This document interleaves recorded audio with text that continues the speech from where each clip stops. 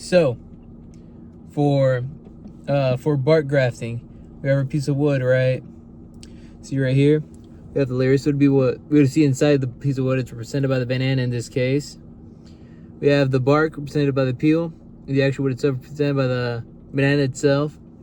The whole point is you're gonna grab your scions, which will be represented by banana peel, unfortunately, but that's okay.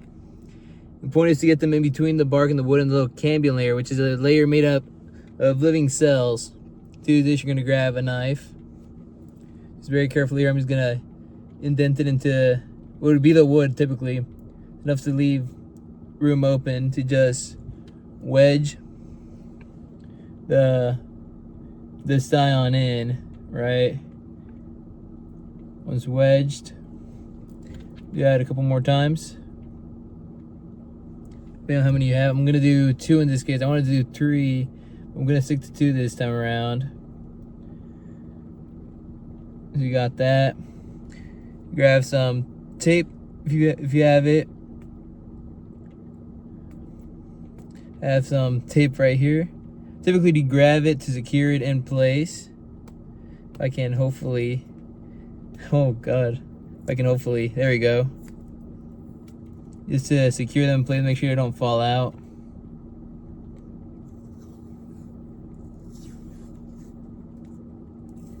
And another thing I've seen people do is simply,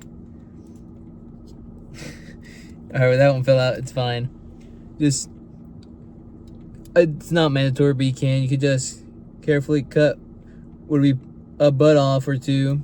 Just keep it short, you can control where it grows. Yeah, it's crafting. You want to keep it in the cambium layer so that the oils can help it grow, make it alive again. Yeah, it's bark grafting. Today I will be demonstrating a whip and tongue graft. For this you will need a rootstock and a scion that are both about the same thickness, as well as tape to secure the 2 pieces together, shears or scissors to cut them, and a sealant if that is required. This method is to ensure that the cambium layers of both the rootstock and the scion fuse together and promote growth. Our first step will be to cut a diagonal line in both our rootstock and scion. Once they have been cut, you should have 2 pieces that both look like this.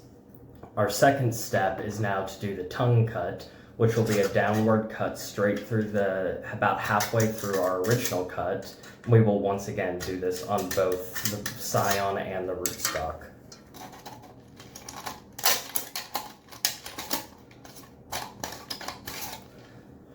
Now that we have done that, we should be able to fit the 2 plant layers together. Once the plants are fitted together, they should look like this, and this means we can begin our taping to make sure it is sealed.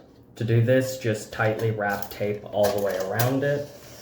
All right, and now that it's taped together, we have the option to use some grafting wax. However, in this case, we will not be using it as we used grafting tape, which should seal in the moisture. Now we need to just set it aside and wait about 4 weeks, and then we'll see our progress. And now that our 4 weeks have passed, we could see that new growth has already started on the plant.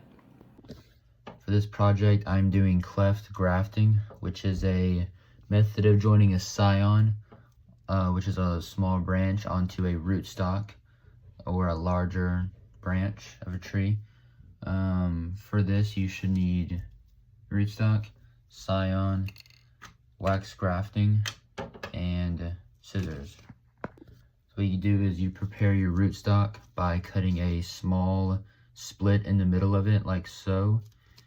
And then you need to hold it open, so you put a wedge in it to hold it open.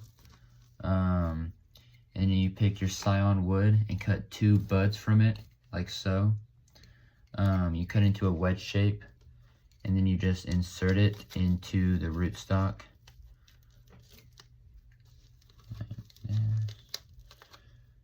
So then it should look like that. And then you carefully remove the wedge so that it doesn't fall out. And then you tape it all together. After you wax or tape it all together, it should look like this.